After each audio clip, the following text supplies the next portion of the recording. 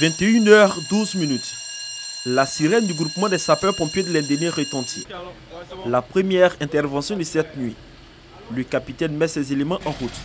Destination à Djamé, quartier Dar es Salaam. Mission: évacuer une dame en travail vers un centre hospitalier. Juste quelques minutes et nous voilà sur le lieu. La jeune dame qui se tord de douleur sera vite prise en charge. Conduite dans la commune du Plateau, elle sera aussitôt accueillie par les sages-femmes en service au grand bonheur de la famille.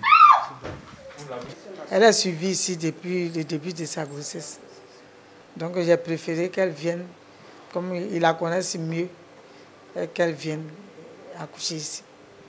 5 minutes plus tard, un appel pour une personne prise de malaise à la Cité des Arts dans la commune de Cocody. Une fois dans le quartier, difficile de retrouver la famille. Il faut donc passer des coups de fil.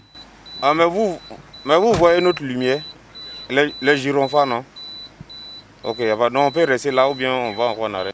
Les parents se présentent enfin avec un bébé de 3 mois en souffrance. Cap est mis sur une clinique dans la commune de Cocody. La famille déposée à la clinique. Les pompiers promettent de revenir les rechercher pour les conduire à la maison, une fois la consultation terminée. Direction pour nous, Yopougon. À leur base, les hommes du colonel Sako se préparent pour intervenir. Une personne prise de malaise a besoin d'assistance. Une fois sur le lieu, une autre difficulté: absence de GPS. Les soldats du feu ont du mal à se retrouver. Nous l'avons eu au téléphone, il dit qu'il nous attend au prochain carrefour, il nous a mieux indiqué, donc on va sur le lieu. Il faut faire donc demi-tour. Et nous retrouvons le chef de famille. Son épouse souffre de douleurs abdominales.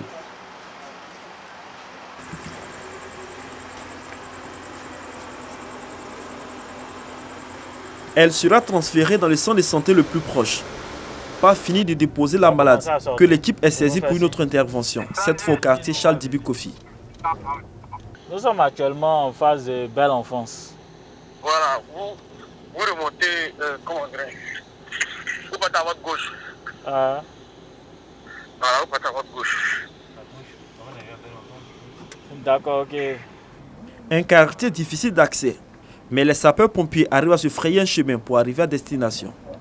Ceci après de longues minutes de communication pour guider le conducteur.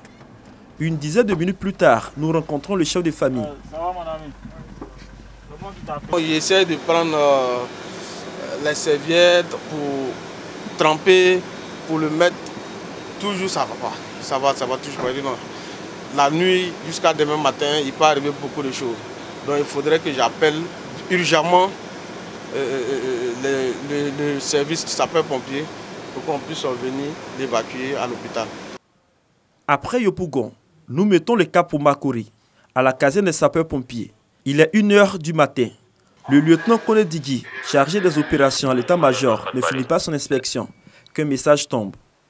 Zone 4, faites partie le 20/21.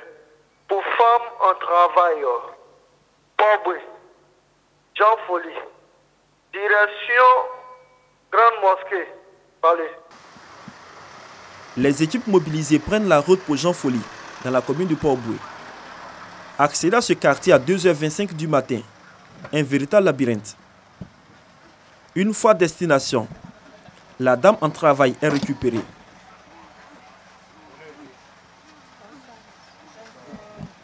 Mais un autre cas se présente. Le chef de famille sollicite l'aide des sapeurs-pompiers pour l'évacuation de sa femme, enceinte de jumeaux. J'ai ma femme qui est en travail. Voilà, donc on cherche le véhicule. Heureusement qu'il y a les sapeurs-pompiers qui sont là. C'est pas si pour nous aider parce qu'ils sont venus déjà pour une évacuation. Il faut alors trouver une alternative pour évacuer les 2 femmes enceintes dans la même ambulance. Une solution sera vite trouvée. Elles sont toutes 2 conduites à l'hôpital général de Port-Boué. L'équipe n'aura même pas le temps de les descendre que le premier bébé apparaît. Ensuite, le deuxième. La femme elle est couchée donc. Ensuite, le deuxième bébé. Elle a eu des jumelets, une fille et un garçon. Bon, depuis 21h, nous sommes à 8 accouchements. 8 accouchements. Et les parents viennent accompagnés des sapeurs-pompiers. La mission n'est pas encore terminée pour cette équipe d'appui. Il faut accompagner le père des jumeaux dans une pharmacie pour se procurer les médicaments prescrits par les sages-femmes. Ayant rempli cette tâche, l'équipe retourne à la base à Makouri avec le sentiment d'avoir servi la population. L'ambulance sera nettoyée et désinfectée en attendant d'une prochaine mission qui pourrait survenir dans les minutes qui suivent. Un tour au centre des appels. Les messages d'intervention continuent d'affluer à travers le 180. Preuve que les 24 heures chez les sapeurs-pompiers ne sont pas du tout repos en cette période de couvre-feu. En cette nuit, ce sont 115 interventions réalisées, dont 35 pour les femmes en travail et 31 pour les personnes prises de malaise.